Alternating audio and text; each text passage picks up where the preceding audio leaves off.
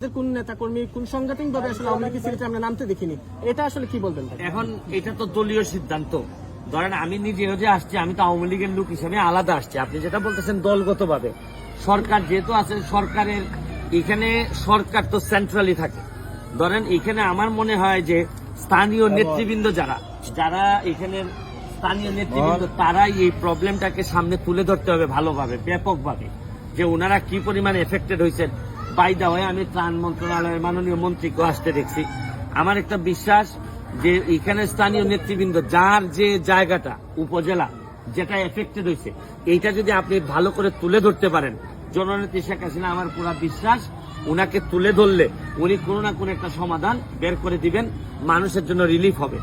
আগামী রবিবারে আমার মহান সংসদে আমার বক্তব্য আছে বাজেটের উপর।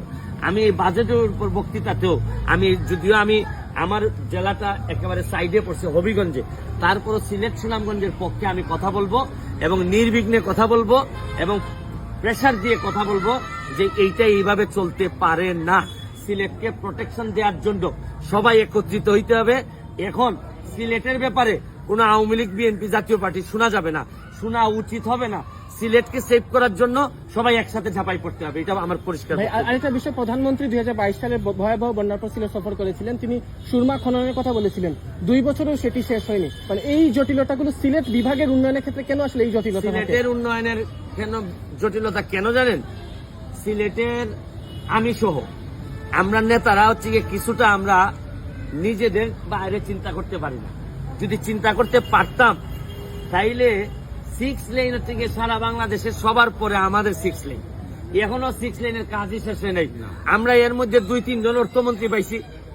আমাদের অর্থমন্ত্রীর মাধ্যমে টাকা ছাড় হয়েছে সব লেনের, কিন্তু সব জায়গায় হয়েছে, কিন্তু আমার এলাকায় 6 লেন হয় নাই। আপনাদের মনে আছে কিনা, কিছুদিন আগে বলছিলাম আমাদের এলাকার নেতারা যখন মন্ত্রী হন তখন দেখা যায় শ্বশুর বাড়ি সিলেটের বাইরে থাকে, যার কারণে শ্বশুর বাড়ির উন্নয়ন করতে করতে আর সিলেটের কথা অত মনে থাকে না। তবে আমি ভাই মন্ত্রী তো হই নাই, এমপি হিসাবে আমি এলাকায় বিয়ে করছি, এই জন্য আমার এলাকার মানুষ কম্পারেটিভলি একটু বেশি শান্তিতে আছে। কত প্যাকেট ভাই বিতরণ করছেন আপনারা? জি জি, আমি অবশ্যই বলবো। আমি কিন্তু বলছি না যে ইটনা মিটামইনা রাস্তার কারণে এই অবস্থা। একটা পোর্শন মানুষ মনে করতেছে যে এটার একটা কারণ হইতে পারে। এটার একটা সায়েন্টিফিক স্টাডি আমাদের সামনে আসা দরকার, যে যদি না হয়ে থাকে তাহলে এটা আমাদের নসিব, আমরা মনে করবো পানি আমাদেরকে, আর যদি হয়ে থাকে এইটারও তো বিকল্প ব্যবস্থা নিতে হবে। তখন হয়তো আরো অনেক বেশি ব্রিজ বানাইতে হবে। কি করা লাগবে এটা রাষ্ট্র বা সরকার। Thank you. আমরা